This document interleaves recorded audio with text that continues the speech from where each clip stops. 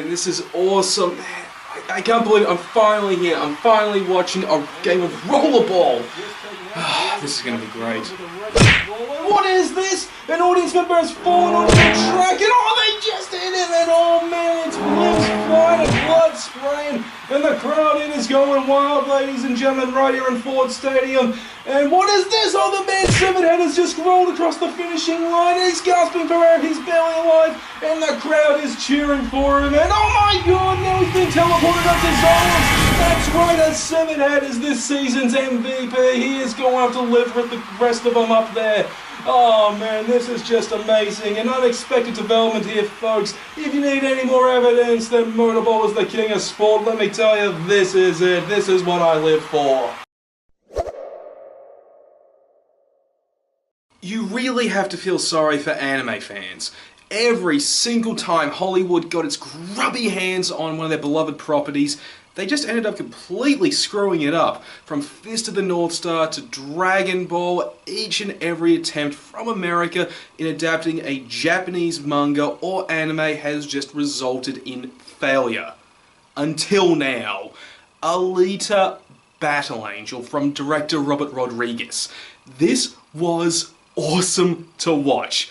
It wasn't perfect. No, it wasn't. But it was a fun movie that, like Wonder Woman before it, breaks the live-action American anime movie curse.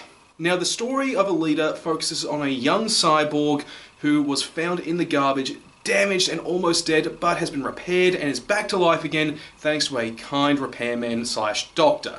And from there we actually get an exploration of a very interesting world, of a floating city high above and a rundown city below that provides resources for the elite. But despite that, it doesn't go into some preachy messaging about how the elite are such terrible people that do nothing and the poor are such wonderful people. No, no, no. Instead, it just focuses on exploring and adding to this interesting world that, unfortunately, it does spend a little too much attention on doing just that. There are times where it just feels like the movie is explaining the world rather than actually, showing us things. But what we do see is fantastic, and the characters are likable. Alita in particular, she is fantastic. She is likable, she is lovable. And the other characters too are enjoyable for what they are, despite the fact that they are unfortunately very two-dimensional. Whereas Alita, she gets very substantial character development, but everybody else, yeah, they're pretty flat and wooden, to be honest. Something that isn't helped by the fact the story is also very unfocused. I'm not familiar with the source material, but I could tell they were trying to adapt as many different story arcs and plot threads as possible, and the result is a story that in the first half is very slow and very boring, because it can't really decide on any particular plot point to really stew on for too long. But in the second half, where it actually starts to focus and ramp up the action, oh man, that is when it gets great. And the action that we do get in both the first and second half, oh man, it's great. It is just so well made. And it's completely believable thanks to how awesome the CGI is. Which reminds me, if you're someone who saw one of the early screenshots that showcased how big Alita's eyes were, dude, do not worry. She looks great, she looks believable, you can tell she's there. The CGI really just blew me away, and it really provides some fantastic action that really could not have been done without it. If you're a fan of manga and anime, you will love this movie. If you're not a fan of manga and anime and just like movies in general, you are still gonna love this movie. It's easy enough for newcomers like me to just come in and understand what is going on, yet from what I can tell it's also fairly faithful enough for fans to enjoy too.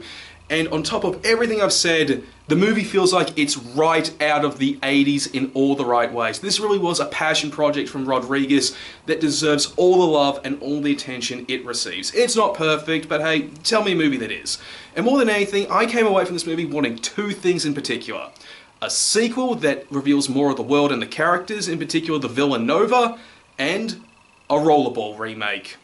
I'm not lying.